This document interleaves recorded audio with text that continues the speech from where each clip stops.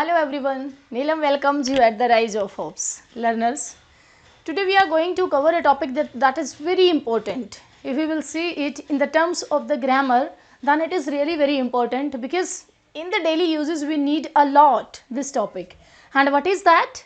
This is the correct use of preposition to. Are you ready guys? Okay, now listen me first that for knowing the correct use of preposition to, you have to watch this video till the end. Only then you can understand it properly. Because here are so many uses of to, but very quickly we can learn it. Okay, with the examples we will try to understand. Are you ready? पहला use, पहला जो rule है that before indirect object, आप object से भी कह सकते हैं indirect object भी. We know that there are two types of object. Subject जैसे होता है ऐसे object भी होता है, लेकिन object two होते हैं. एक होता है डायरेक्ट ऑब्जेक्ट, एक तो है इनडायरेक्ट ऑब्जेक्ट. डायरेक्ट ऑब्जेक्ट कौन सा होता है लर्नर्स? डायरेक्ट ऑब्जेक्ट होता है जिसमें नॉन लिविंग थिंग्स होती हैं, लाइक लेटर, लाइक बुक. लेकिन ह्यूमन बींग्स जो होते हैं, लिविंग बींग्स, तो उनके लिए हम इनडायरेक्ट ऑब्जेक्ट उनको बोलते हैं. एग्जाम्पल से समझेंगे, एग्जाम्पल से आपको अच्छे से क्लियर होगा. एग्जाम्पल देखिए, first one is that I wrote a letter to her. Who is her? Her is indirect object, क्योंकि उससे पहले हमने लेटर लिया है. लेटर क्या है? Letter is direct object because it is non living thing and her is a human being, so it is indirect object. तो आप किसी ऑब्जेक्ट के लिए इनडायरेक्ट ऑब्जेक्ट के साथ आप टू का यूज करेंगे, preposition to. Is it clear? Next है शी स्पोक टू हिम. अब हिम है, him is also indirect object है, तो उसके लिए भी हम टू का यूज करेंगे. She spoke to him. ठीक है, तो हिम से पहले टू का यूज होता है. कहने का मतलब क्या है कि इनडायरेक्ट ऑब्जेक्ट से पहले आप टू का यूज करेंगे. I hope that it is understood. Second rule देखिए, for one place to another, for moving में suppose you want to go from here to there. आप यहाँ से दिल्ली जाना चाहते हैं, आप यहाँ से मुंबई जाना चाहते हैं, so you are covering a long distance.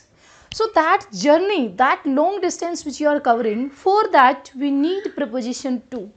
उसके लिए हम preposition to का यूज़ करते हैं. एग्जाम्पल से समझेंगे learners. My mother goes to temple daily. अब आपका एक डेस्टिनेशन है. Your mother has fixed her destination, that is temple. तो इसलिए हम कह रहे हैं कि my mother goes to temple because she covers this distance from home to temple.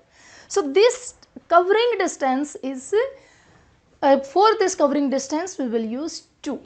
Okay, एक और एग्जाम्पल देखते हैं. I will go to Mumbai next week means you are supposed to cover a distance from here and up to the Mumbai. You want to cover that distance, तो उसके लिए भी आप to का यूज करेंगे.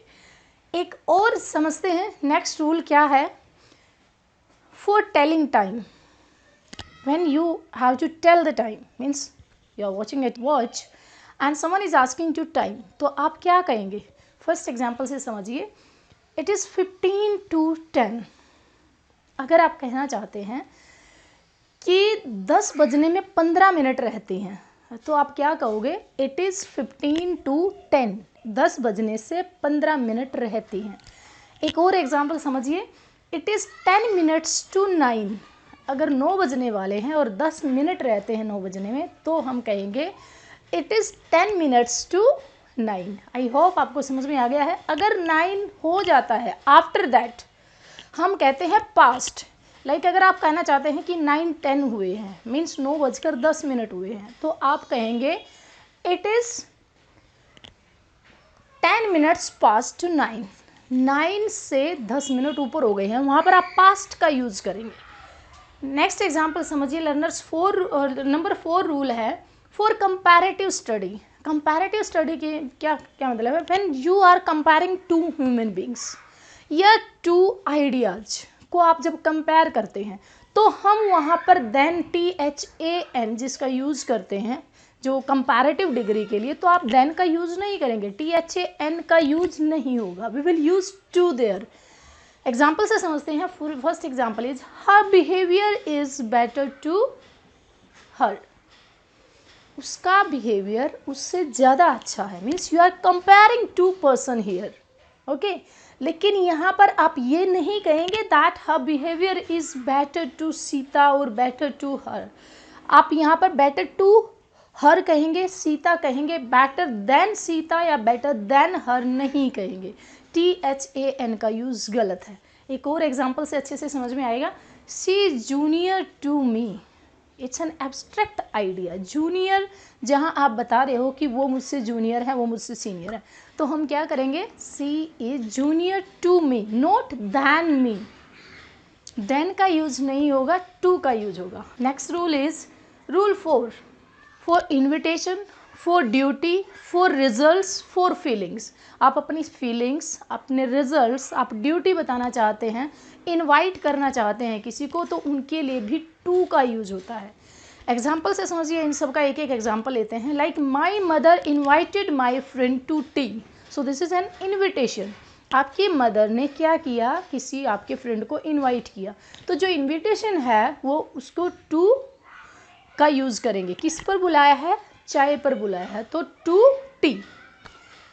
Next example, Ram is kind to poor, this shows feeling, कि राम की जो फीलिंग है, how he is by his inner heart, कैसे हैं, he is kind to poor, किसके प्रति काइंड है, पुअर के प्रति। आई होप ये आपको क्लियर है। नेक्स्ट है माई notebook tone two pieces, this your result. Result क्या निकला, आपकी नोटबुक थी वो टोन हो गई, फट गई, इनटू द पीसेस, तो आप क्या कहोगे, माई नोटबुक टोन टू पीसेस, मेरी नोटबुक बिल्कुल फट गई, टोन टू पीसेस, तो यहाँ पर ये हमें रिजल्ट बता रहा है। नेक्स्ट है it is our duty to nation, हमारे देश के प्रति हमारी भी कुछ ड्यूटीज होती हैं, this yours duty. I hope learners that you have learned well that how we can use preposition to. So now it's your duty, like, share and subscribe, and do in comment box that how much you like this video. Thank you so much.